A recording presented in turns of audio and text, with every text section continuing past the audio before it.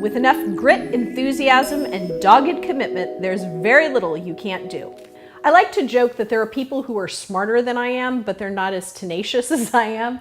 I think that it's really served me well to come from a background where I picked myself up, I was really resilient, and I really stuck to it.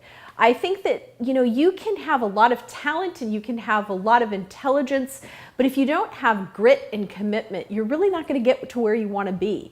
And so when you look at yourself and you really think about what you're trying to develop personally to kind of achieve, whether it's, professionally or personally, any area of your life, really think about, what am I like when it comes to commitment? What am I like when it comes to resilience and grit and tenacity? And I like to joke when I started my company, I had, more tenacity than money. And it's true. And had things been the other way around, had I had more money than tenacity, I'm not sure I would have made it necessarily. I think that it's really seductive to sort of be able to rely on that. But the truth of the matter is, if you don't keep showing up, if you don't keep trying, if you don't take a little rejection, dust yourself off and get back up and go, okay, bring it, let's do it one more time, I think that you're not going to get very far. So really what you need to learn is to just, when you get your ass kicked and somebody says no to you, go, okay, one down, next to go, and just keep moving forward. That's going to serve you so much better. Look at people that you've admired who've really the bottom have fallen out. And there are tons of, athletes who've made a comeback and business people who've made comebacks.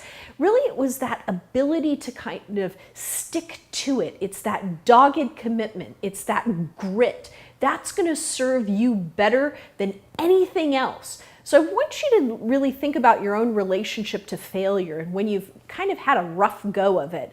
And were you able to stick it out? Do you fall? Do you sort of let things go? Do you walk away from things too easily? You've got to develop that muscle of kind of hanging in and hanging on. And if you find that you kind of reject ideas or walk away when they get a little hard, you're going to always be pushing this rock uphill, versus really sticking it out and kind of like duking it out. So this week, I'd like you to just take some time to think about, things that maybe you walked away from too soon.